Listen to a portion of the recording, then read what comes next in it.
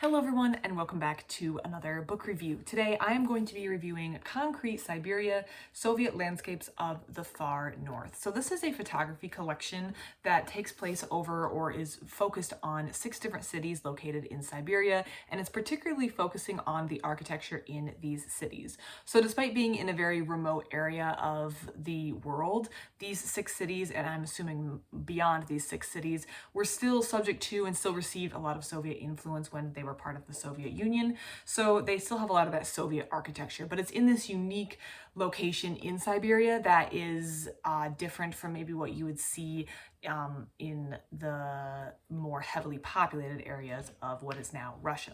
So the book is set up with a little bit of context at the beginning of each city, as well as a little map that shows locations, and then it goes right into the photography, which all has a very distinctive feel because this is a very distinctive region of I almost said the United States, it's obviously not the United States, of Russia, and at the time, and the architecture being focused on the Soviet Union.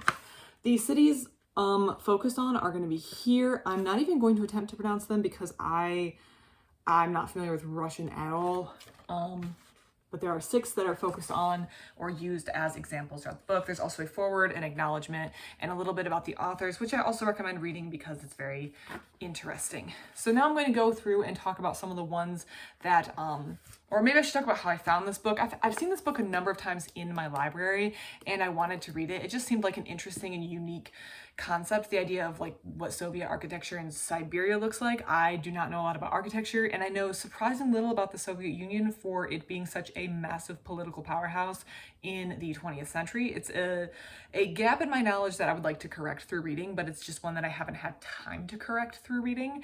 It's something that I would probably pick a year like in 2027 or something and just say, okay, this year, every month I want to read 2 or 3 books that relate to the Soviet Union to kind of get a better grasp. It's just such a large part of the 20th century that for me to not know anything about it is kind of embarrassing. Although in my defense, I was born after the Soviet Union fell. So I did not exist in the same world as the Soviet Union. But that's not an excuse for not knowing anything about the Soviet Union, I would say.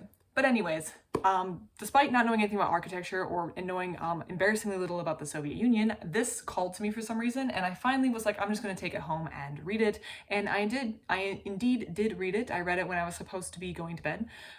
So I stayed up way too late reading a book on Soviet architecture in Siberia, which is certainly a way to spend an evening. I had a great time though, and I'm going to show you some of my favorite photographs from this book. As always, if you have any thoughts or comments or have read this book, please leave it in the comment section down below. I love to receive it. This is the first one, just like the imposing. I think imposing is an adjective that can be used over and over in this book. Again, I'm not familiar with architecture at all. I don't know anything about it, so I'm not sure what words I should be using, but I'm going to try my best, and I think imposing is the word that came to mind again and again. This one had a good juxtaposition, I feel like, between these. You'll see a lot of these uniform stylized apartments, and then here we have a church. Now, something that I do find, well, actually, let's show 23 here too. You'll see that they do have some information at the bottom of the buildings in the picture, and this one was built in 1995, and I'm pretty sure the Soviet Union had technically fallen at that point. So despite it being Soviet landscapes, this one was built after, like, it was built in 1995. However, when the Soviet Union fell, I think it's safe to say, despite my lack of knowledge on this topic, that no one flipped a switch and there was a complete lack of Soviet influence. Obviously, there's going to be a trickle-down influence throughout time. Things don't just turn off. Someone didn't just turn off a light switch and all influence stops. So I think it's still fair to say. And I think the dates and the information at the bottom could be interesting, particularly for people who have better background knowledge on this topic. So I'm just going to show this for an example. For some reason, Instagram decided that the algorithm that was going to most interest me, or the algorithm was going to serve up content that would most interest me, in the vein of Eastern Bloc childhood nostalgia. I have not been to Eastern Europe. I'm not Eastern European, neither is my family. I grew up after the Soviet Union, although I guess Eastern Bloc childhood nostalgia also includes stuff after the fall of the Soviet Union. I did not grow up in any apartment like that. I do not know what Instagram decided I liked, but it serves me up a lot of that sort of nostalgic Eastern Bloc content. And if you type in Eastern Bloc nostalgia into Instagram, you'll see exactly the kind of videos that I see. I'm sure at this point it is me watching those videos repeatedly that keeps it coming up in my feed, but I'm not sure what put me on that in the first place. I was trying to explain to someone. I'm like, you know those Eastern Bloc like childhood nostalgia videos that you get?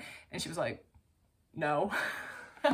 That's how I really know I'm off the deep end. I like this one. This almost reminds me of like Northern Canada. I like this one. Every picture has snow in here. I mean, there's snow. It's at 9 months out of the year. And permafrost is actually something that comes up in some future pictures we're gonna look at. This one just felt futuristic to me, despite it being built in 1984. It felt very like sci-fi.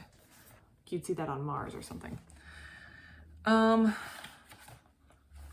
In this one, I felt like I could feel the air. I feel like a good photograph makes you feel, instead of just accurately reporting what is being seen, it makes you feel what is being seen. At least that's for me. Again, I'm not an expert on photography either, but I feel like when I can feel a photograph, I feel like the photographer has really captured something. And in this case, I feel like I can feel the cold burning my esophagus in the air of this. Was just like something about like a bright, sunny, which is a little overcast, but you can see some sun. I can just tell this is a cold photograph, and I can feel this. So this was though about these, again, all these apartments. This is the kind of stuff that would show up on my Eastern Bloc nostalgia videos that apparently not everyone gets, because some people watch normal stuff. Okay. There were some units that were not finished. We have these, which this is from the cover, but these were unfinished, so they kind of are these cool looking shells. A lot of these areas saw influxes of population when there was an emphasis on mining the stuff that was in the region where these cities were located, and as a result there needed to be a mass accommodation for the large mass of people moving there, and that's when a lot of these apartments were like paneled together, and you could tell they were built to be assembled quickly. You can kind of tell, I would say. So it does make you wonder how these are going to stand up over time, or if the Soviet engineering will stand up. On page 107, which is the next one, is where I'm going to talk about the permafrost. So there was a 107. Wait, that's the wrong page number I wrote down. I'll just show this one. So because of the permafrost, there is some considerations about not setting your building directly on the ground. Otherwise, you're going to melt the permafrost, and that leads to, I guess, foundation issues when the ground is supposed to be frozen and you try to build on something that's solid, but then the heat from the building causes problems. So they put these stakes in the ground, and they build on top of the stakes, almost like what you'd see in a area that floods, I guess. Stilts in those regions, but instead we have these buildings that are built on these little stilts to keep, here's another one, to keep the building off the ground and protect the permafrost. I'm sure that had nothing to do with environmental concerns, just a hunch, but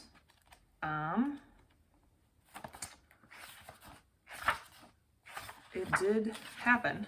So they did do that. It says on my notes, I have an example on page 116 and 117. Oh, they also had to not put like structures in the ground, although I've seen this in areas that don't have permafrost. I don't know if this was particularly lifted above ground to avoid permafrost issues, but there was a article in the beginning of one of the city chapters talking about permafrost issues and having to not put like pipes and stuff in the ground due to that as well. Here's another one that has some good juxtaposition between this wooden structure and this.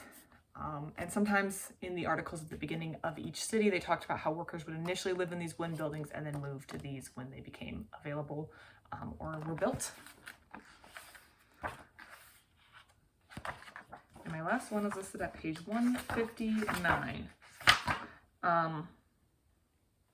Oh, that is the section on the authors that I would recommend reading. And it says here, Concrete Siberia is a follow-up to their book, Eastern Blocs, a photographic journey through the concrete landscapes of the former Eastern Bloc. So that sounds interesting and like another book I need to read, but there's also a lot of other books that if you're interested in architecture might be worth looking at. So definitely check out this author section.